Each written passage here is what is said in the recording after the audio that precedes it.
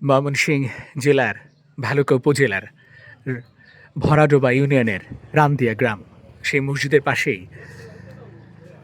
কবরে শায়িত আছে ইকরা। এই হচ্ছে ইকরার কবর, দেখতে পাচ্ছেন।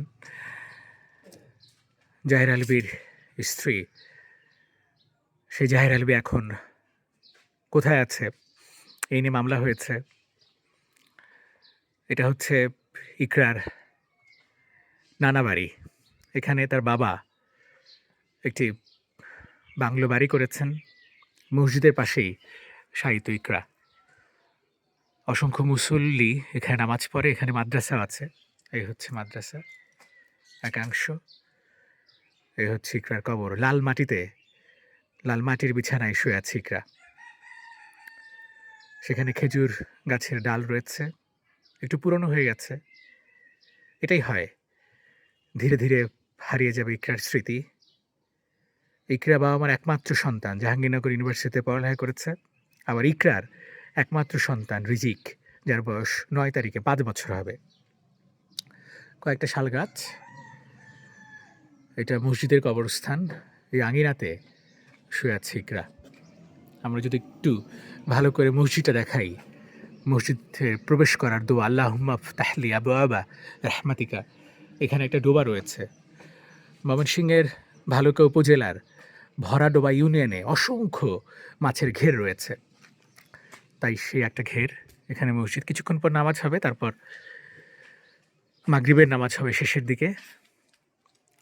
এখানে সারাক্ষণ মাদ্রাসার যারা কিশোর আছে, শিশু আছে, তারা দোয়া পড়ে, তারা কোরআন তেলাওয়াত করে। এখানে একটা সুন্দর গাছ আছে, এটা সম্ভবত ফুল গাছ, নামটা মনে পড়ছে না এই মুহূর্তে, কিন্তু দারুণ সুগন্ধ ছড়ায় এই ফুল গাছ, এটা আমি নিশ্চিত, এটা আমি জানি। বসন্তের এই বিকেলবেলা ঘুঘু পাখির ডাক, পাতা ঝরে গেছে শাল গাছের, শুয়ে আছে একা একা ইকরা। রিজিককেও আসতে দেওয়া হয় নাই, যেদিন তার কবর হয় সেদিন আমরা এসেছিলাম। রিজিক তার একমাত্র সন্তান, সেও মাকে দেখতে পায় নাই। আর ইকরা আগেই বলেছে, ইকরা তার বাবা মার একমাত্র সন্তান, কন্যা সন্তান, কোনো ছেলে সন্তানও নেই। ইকরার বাবা বুকে পাথর চাপা দিয়েছেন, মা প্রায় পাগল প্রায়। এই হচ্ছে মসজিদের আঙিনা, রামদিয়া গ্রাম। কয়েকটা মসজিদ আছে, সেই মসজিদের বাজার থেকে বাম পাশে আসলেই এই মসজিদের পাশেই ইকরা শুয়ে আছে, চিরনিদ্রায় শায়িত ইকরা। বোঝার উপায় নেই কবরটা কবের, তবে এটাই হচ্ছে তার কবর। আমি যদি একটু জুম করে দেখাই, এটাই হচ্ছে ইকরার কবর। সবাই ইকরার জন্য দোয়া করবেন। ধন্যবাদ।